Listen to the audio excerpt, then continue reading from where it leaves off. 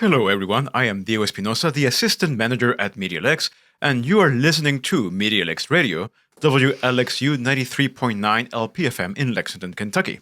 I am here once more with Jennifer Reynolds, who is Council Member for the 11th District of Lexington, Kentucky. Thank you very much for being with us again. Thank you for having me. It's great to be here again. Yes, it's always lovely to have you here so you can talk to us about what's going on with the city government. So, what is going on? Well, as always, lots happening. It's been a busy season this spring, now going into the summer. We officially just passed the budget for the fiscal year 2027. So that is good that we have done that in an official capacity. The mayor proposes her budget, and then it becomes the council's budget. So that happened, and the council broke into groups and looked over the entire budget. And, this year is a fairly flat year in terms of in comparison to past budget years for the city. Our revenue growth is projecting to be less robust than the recent past years. But the mayor, she proposed a budget totaling $847 million. Over $300 million of that were restricted funds that can only be spent on certain purposes and commitments. And that leaves about $546 million from our general fund that was proposed. That included a lot of different things and a lot of support, as always, to our public safety. And then after the council reviewed the budget, we directed an additional $2.75 million towards some of our budget priorities. Some of those things include $1.5 million to help implement Lexington's American with Disabilities Act transition plan. We have funded that plan, but had not funded how to implement it. And it's really important because it deals with upgrading infrastructure according to the American with Disabilities Act. Then we also put an additional $1 million to help with costs for city's fleet of fleet vehicles. We, in this budget from the mayor, there was not money to do that. And we felt that if we didn't spend some money every year on our fleet, we were going to get in trouble in the future with having too many vehicles to buy, and they're very expensive. Next, we put aside $135,000 for new security equipment and additional personnel for the government center. We have increasingly had security concerns at the government center and the safety of our personnel. And so I was part of a group of council members that decided it would be best to implement some additional security measures, including metal detectors and detectors for bags.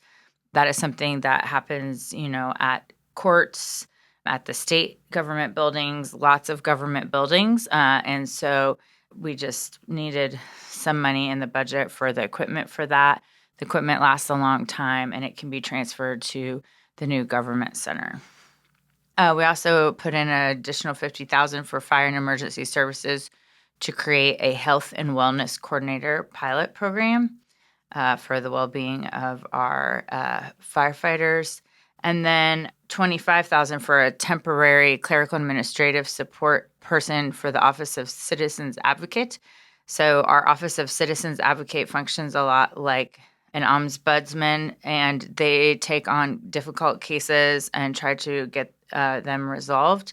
And the caseload has been increasingly complex, so it's been really hard to keep up with the load. And so that's why we added money there. $25,000 to implement the Green Space Trust in Coldstream, funded through Water Quality Management Fund, and then $20,000 from the beginning of fiscal year 2027 fund balance to support the Police Activities League. The mayor said from her office that she does not plan to veto anything for the 2027 budget year. So that's kind of, what we added to the additional things that she already proposed. And now that will start going into effect in the new fiscal year, which is July 1. Every year, like I said in the past, the council has to look at the mayor's budget and approve it, add, subtract things, and it's a long process, and it starts even before January every year. So the mayor can actually veto stuff. Yes, but just because something's vetoed, we can override it. So that isn't super common, but did happen in the past when the current mayor did not like that we had added quite a few positions in the budget. So they thought that it was not a good idea to add ongoing positions, ongoing costs. And we felt like we had the money to do it. And so we added those positions, and she vetoed them. And then we overrode it because we had enough support. So. And you mentioned there were security concerns at the council, the building? Yeah, I would not say, in extreme cases, but myself and other council members have been threatened. We've had instance of a stalker. We've had harassment. Several years back, I had a death threat. So I think, folks don't realize that. And then we've had some concerns occasionally with certain individuals, and so that we just want to be extra safe. Of course, it's very, very perfectly understandable. All right, so let's move on to another subject. Again, I feel like we are talking about this more often than every month, but there's still more controversy with data centers. There is? I had no idea. So, very interestingly enough, that issue has popped up all over the country, and kind of suddenly in the extreme, I think, precaution and extreme kind of awareness of residents that have a lot of concerns around these data centers. And, until this deal was going through here in Lexington, we were talking about it, and we were talking about needing to have regulations around it, but it was not as urgent until all of a sudden this deal went through, and it really blew up. So what happened was, this business decided that they wanted this space over what used to be Lexmark. And there's already a data center there right now, and we're working on getting more specific information about that data center. But basically, this company wants to come in and build a larger one and then possibly scale it up to even larger than that. We all kind of found out about it at the same time, and really there was an outpouring from our residents of concerns and saying they did not want this. So what we did as council is we put a moratorium in place. This stops the acceptance and processing of applications for zone map amendments, seeking to change any zone. It stops applications for preliminary developments. It stops our acceptance of a review of development plans and issuing, any permitting at all. But this ban just goes into place until the end of October. And, the importance was to say we need to put a pause on this until we can do more research and get more information. And that has sparked really a conversation across the state about data centers. And there's a lot of different opinions of data centers. Folks are very concerned about utility costs, pollution of different sorts, including noise pollution. And we all feel like we don't know enough to be able to make an educated decision. And so we're trying really hard to do our research, see what type of data center has been operating there, how much have they been consuming, how much would this new proposed data center consume, what would be the effects to the surrounding area or not. we're just really in the process of trying to gather all of that information. And what would be the benefit for our community? Right. And I think that's part of the question. We know that, it would provide some jobs, but not a large amount of jobs. What types of things would benefit our community? So we also are working on a zone ordinance kind of amendment to look at how we're going to regulate these going forward. So where this data center wants to exist, they have permission to have a data center there based on their zoning. So we are looking into what can we stop. Is there anything we can do, retroactively, or do we just have to plan from now going forward? And we're looking into all of that.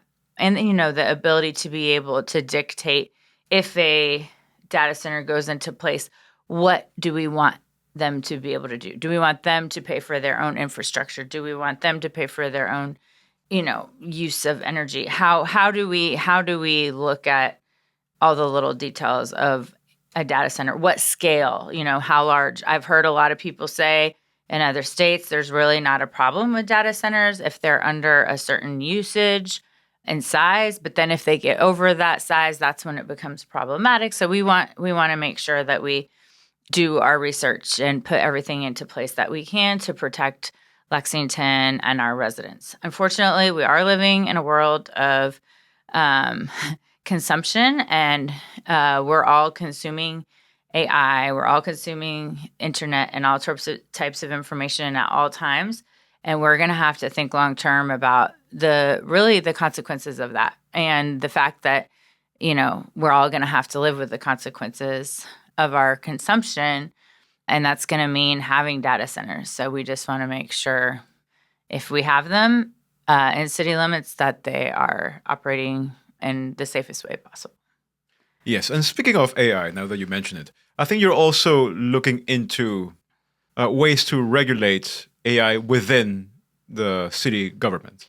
Yes. So we recently had a presentation about AI, and we talked about, really our chief information officer, Liz Rogers, was talking about the fact that, it's okay to use AI, and there's certain times that, it makes sense to use AI, but that from a government standpoint, she really only wanted, for official documents and things, for people to use a government-approved AI. So she said that would be the AI chatbot Microsoft Copilot for us as a Lexington Fayette Urban County government.